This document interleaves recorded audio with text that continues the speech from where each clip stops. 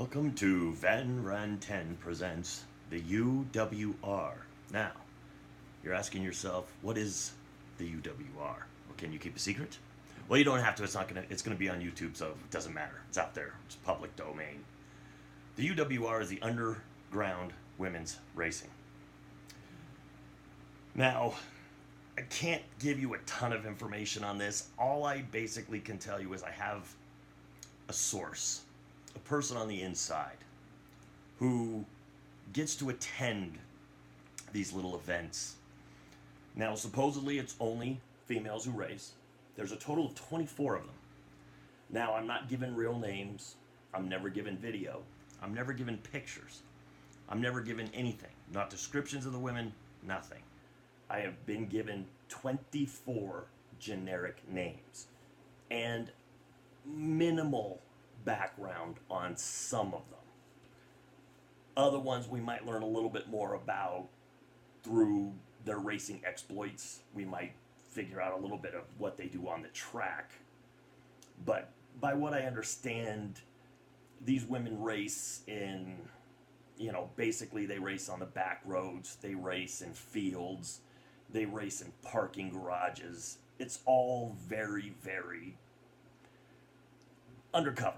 It's not supposed to be known, of course. But I know a guy. He knows some people on the inside because he is, he has a connection to one of the racers.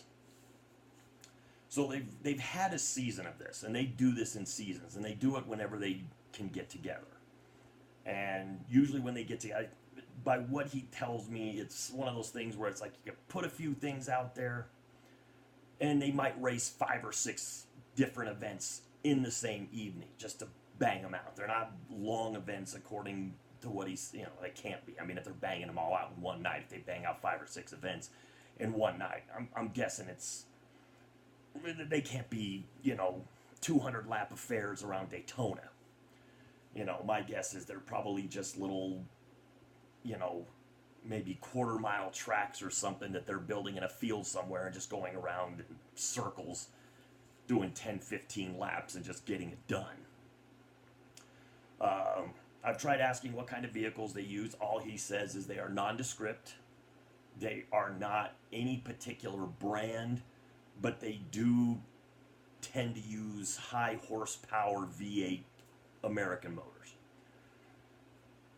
So I knew about last season. He gave me a lot of the results. He told me every time he would tell me who was doing what. So I did a point system for it. And I kind of was able to determine who the champion was. So I asked him.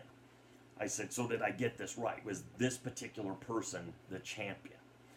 And he says, yes, the point system that I did was adequate enough to give me the champ.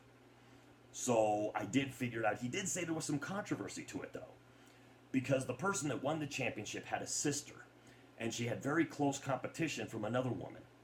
And this other one, I'll get into who these women are as we go through the season, or through this next season coming up. I've got some of the initial results, and I'll make more videos on that in a few. But some of the initial, at the end of the season, 2 people were very close in competition. Well, the one who won the championship had a sister. And the sister kind of got out of control right around the time this person who was contending with her sister for the championship was about to pass, basically being lapped. Well, her car got out of control and took out her younger sister's competition. If the sister had not taken out the competition would have probably won the title. They were having a better race, and they probably would have won the title. So the controversy is the little sister wins the championship because Big Sis loses control of her vehicle and takes out second place in the points and kind of demolishes her chances to win. So there's some championship, there's some animosity, there's some anger there already going into this season. But I'll explain a little bit of that as we do more and more. If I do more and more of these videos, I will explain it. But there's no real danger in any of this, of me talking about this, because I don't have a high subscriber count.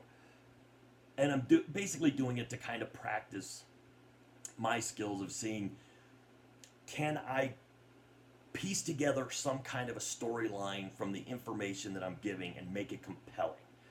Because ultimately, I would either like YouTube to be my job, or I would like to maybe step into some kind of a career that has to do with commentating or analyzation in the sports field. You know, be one of those people on a TV show or something that gets to do that for a living.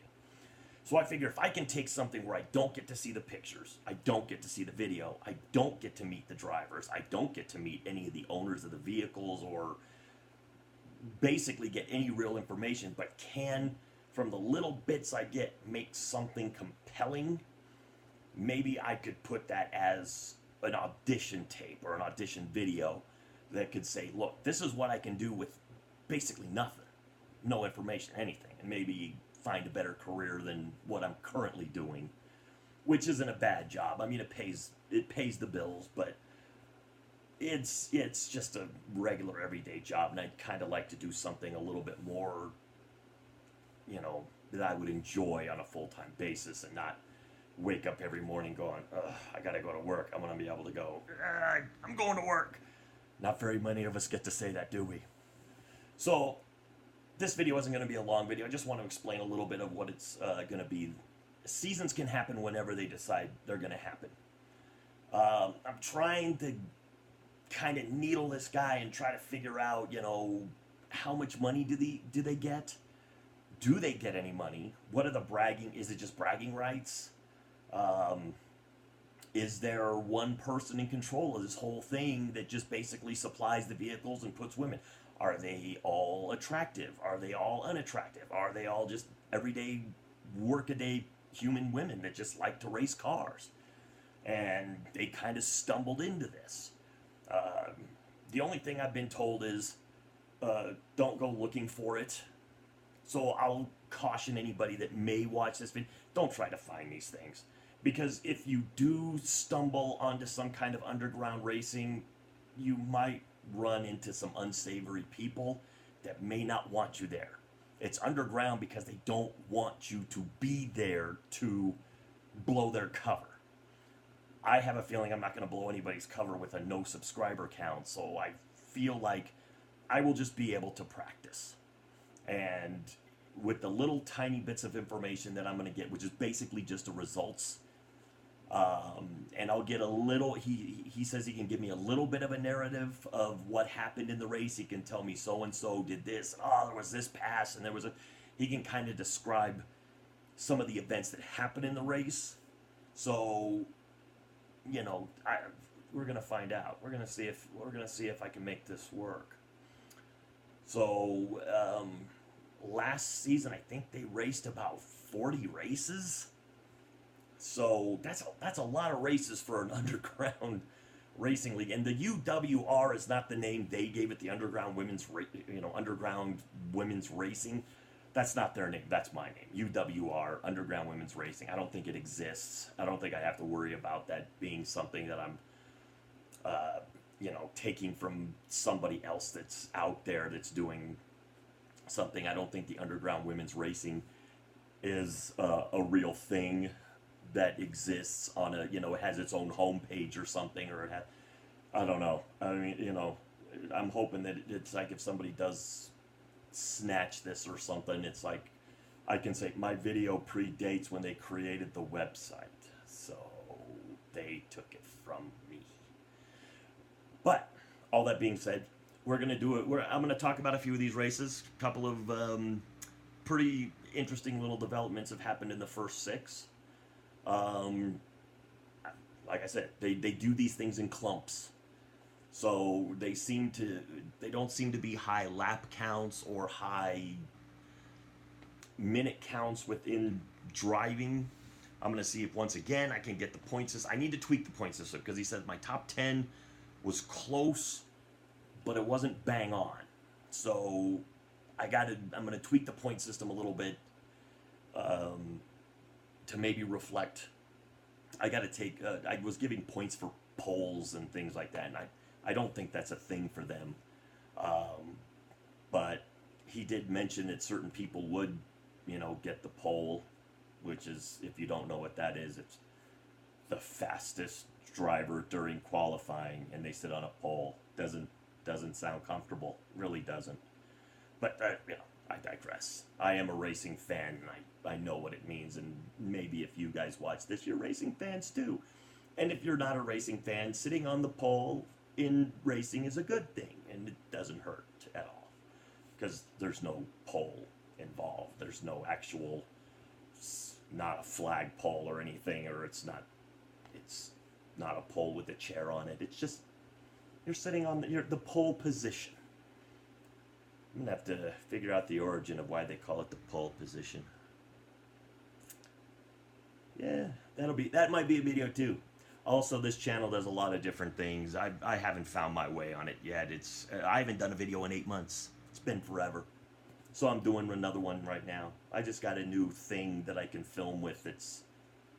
I'm hoping gonna do something.